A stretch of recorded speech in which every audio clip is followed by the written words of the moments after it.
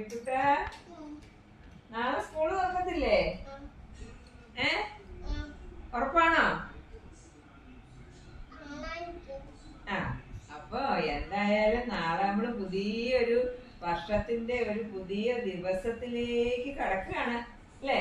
അപ്പൊ പുതിയ വർഷത്തിൽ എന്തൊക്കെ ചെയ്യും അല്ലിക്കുട്ടൻ? മൊത്തം എ പ്ലസ് മേടിക്കുവോ? എന്റെ ദൈവമേ, ഈ എ പ്ലസ് മേടിക്കാൻ മാത്രമാണോ സ്കൂളിൽ പോകുന്നേ? ആണോ? അല്ല, വേറെ ഒത്തിരി കാര്യങ്ങളുണ്ട്. പറയട്ടെ അമ്മമ്മ, കേക്കുവോ? ആ എന്നാ കേട്ടോളൂ. നമ്മള് പുതിയ സ്കൂളിൽ ചെല്ലുമ്പോ നമുക്ക് പുതിയ കൂട്ടുകാരെ കിട്ടും. അവരോടൊക്കെ സന്തോഷമായിട്ട് സ്നേഹമായിട്ട് പെരുമാറണം. കേൾക്കുന്നുണ്ടോ അല്ലിക്കുട്ടൻ? ആ പിന്നെ പുതിയ അധ്യാപകരെ കിട്ടും.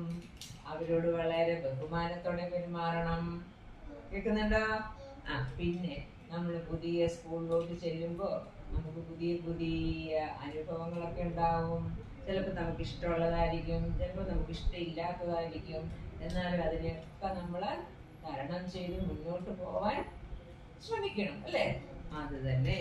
അപ്പൊ നല്ല പോസിറ്റീവ് ചിന്ത എന്ന് പറഞ്ഞാൽ അറിയാവോ? നല്ല ചിന്തകളായിരിക്കണം നമ്മുടെ മനസ്സിൽ. നമ്മുടെ മനസ്സിൽ മോശമായിട്ട് ചീത്തയായിട്ട് ഒന്നും ചിന്തിക്കാൻ പാടില്ല. എല്ലാം നല്ലതിനൊന്ന് ചിന്തിക്കണം അല്ലേ?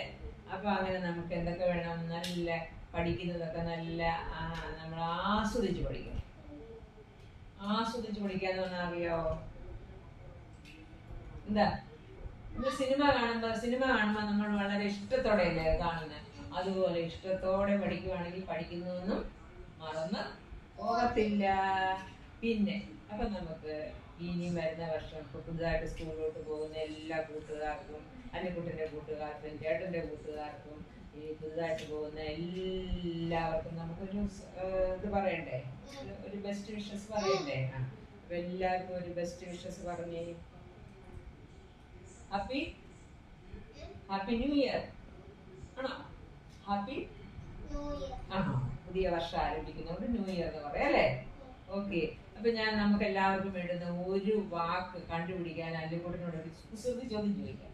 ഇഷ്ടമാണ് കുസൃതി ചോദ്യം? ചേട്ടനോട് ആലോചിച്ച് ഉത്തരം കണ്ടുപിടിച്ചാൽ മതിയേ. ഓക്കെ.